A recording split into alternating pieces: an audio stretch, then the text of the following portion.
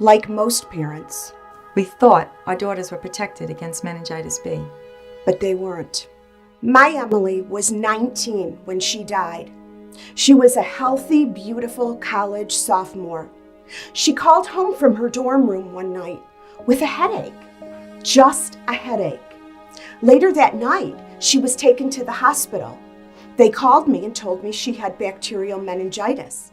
I said there's no way she could have bacterial meningitis. She was vaccinated for meningitis. Within 36 hours, they came to me and told me my daughter was brain dead.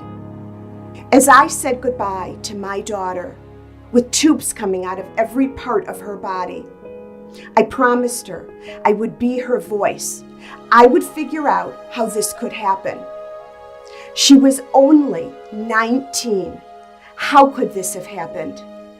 I lost my beautiful and healthy 17-year-old daughter, Kim, 1 week before high school graduation. She came home with flu-like symptoms, body aches and a fever. And then I saw a purple rash appear. I rushed her to the emergency room. The doctor in the emergency room told me she suspected Kim had bacterial meningitis and that the bacteria had infected her blood. I told her there's no way Kim can have bacterial meningitis. She's been vaccinated with the meningitis vaccine. And then I watched my daughter's organs fail. And I watched her arms and legs turn black. A few days later, she was declared brain dead. As I took her off life support, she was perfectly healthy otherwise. I knew there was something I had to do. She was only 17.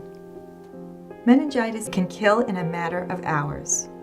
Meningitis is a life-threatening bacterial infection that can affect the lining of the brain and spinal cord, or it can cause an infection in the bloodstream, or both. It is easy to spread. Early symptoms can be mistaken for the flu. You know, I'm a mom. You're a mom. I'm a registered nurse. I had never heard of meningitis B. And all these years later, parents still don't know.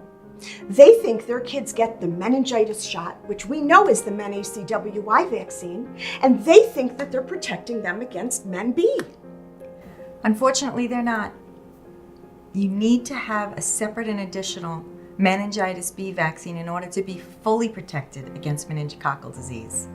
And there's recent studies that show that many physicians aren't having that conversation with their patients about meningitis B in general and about meningitis B vaccination. And then there's that other study that shows if parents knew, parents don't know, but if they did know, they would want to protect their children. Of course. I mean, what parent wouldn't want to protect their child? But if they don't have the information, what can they do? So what more can we do? Meningococcal disease is mainly caused by 5 types of meningococcal bacteria, A, B, C, W, and Y. To be protected from meningococcal disease, you must have received both the MenACWY and the Men B vaccines. Most have received the MenACWY. Few have received the Men B. When Kim was diagnosed with meningitis B, I was blindsided. I mean, it just came out of nowhere. I understand. I felt like I let Emily down. I felt like it was my job as her mother to protect her, and I didn't do my job. But remember, we did everything that we could at the time. We couldn't protect our girls against meningitis B because vaccines weren't available then. And you know, look at all we've learned. For example, meningitis B is responsible for 100% of our college outbreaks. Alicia and I became very good friends during a very difficult time in our lives. And, you know, we share a common goal. And we never want anyone to go through what we go through every day.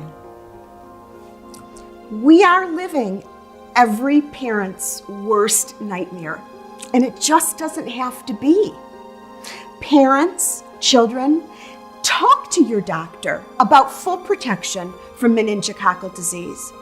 You need both, the MenACWY and the Men B vaccine. Don't take the risk. Don't take the risk. This video is dedicated to our daughters, Kimberly Coffey and Emily Stillman, and the many lives affected by or lost to meningitis B. Brought to you by the Meningitis B Action Project, a joint initiative by the Kimberly Coffey Foundation and the Emily Stillman Foundation.